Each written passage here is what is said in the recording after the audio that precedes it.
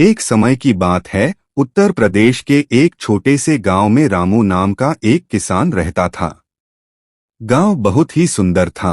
चारों ओर हरे भरे खेत, ऊंचे ऊंचे पेड़, बहती नहरें और चिड़ियों की चहचहाहट से भरा हुआ। लेकिन गांव की खूबसूरती के बावजूद वहां के लोग साधारण जीवन जीते थे। उनमें से रामू सबसे मेहनती किसान माना जाता था। रामू के पास थोड़ी सी जमीन थी, लेकिन वह अपनी मेहनत और लगन से उसे सोने की खान बना देता था। हर सुबह वह सूरज उगने से पहले उठ जाता, बैलगाड़ी पर हल रखकर खेतों की ओर निकल पड़ता।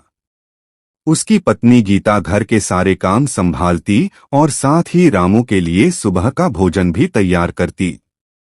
रामू का मानना था कि मेहनत कभी बेकार नहीं जाती। वह दिन रात मेहनत करता, लेकिन कई बार मौसम उसका साथ नहीं देता। कभी सूखा पड़ जाता तो कभी बेमौसम बारिश उसकी सारी फसलें बर्बाद कर देती। फिर भी रामू हार नहीं मानता था। वह कहता, अगर आज मेहनत करेंगे तो कल हमारी तकदीर खुद बदल जाएगी। एक साल गांव में भयंकर सूखा पड़ा। न तो खेतों में पानी था और न ही पीने के लिए कुओं में। कई किसान गांव छोड़कर शहर चले गए, लेकिन रामू गांव छोड़ने को तैयार नहीं हुआ। उसने सोचा, अगर हम गांव छोड़ देंगे तो ये धरती बंजर हो जाएगी। हमें अपनी जमीन से प्यार करना चाहिए। रामू ने गांव के बुजुर्गों के साथ मिलकर एक योजना बनाई।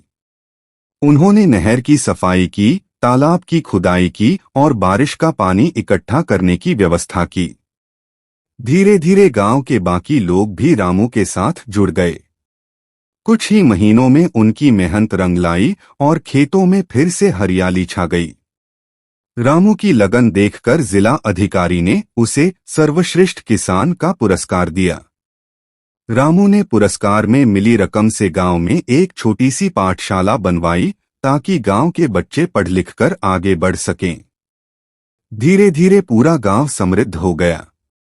लोग कहते थे, जहां मेहनत और एकता होती है वहां कोई मुश्किल बड़ी नहीं होती है।